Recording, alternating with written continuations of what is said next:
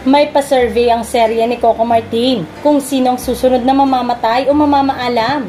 At kaloka nga ang sagot ng mga netizen. Naramdam mong gigil na sa kanila.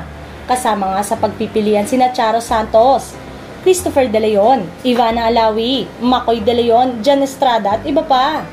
At sino sa tingin nyo ang panalo? Si Makoy bilang David nga ang bet na mawala ng fans.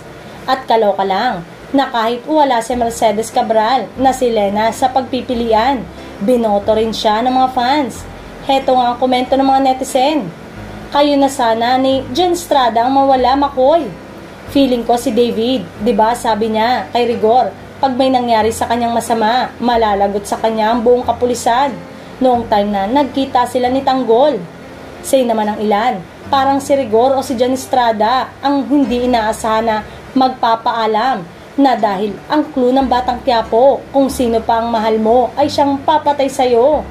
Ipinakita rin sa trailer ang paghingi ng tawad nito sa asawang si Marites na parang nagpapaalam na.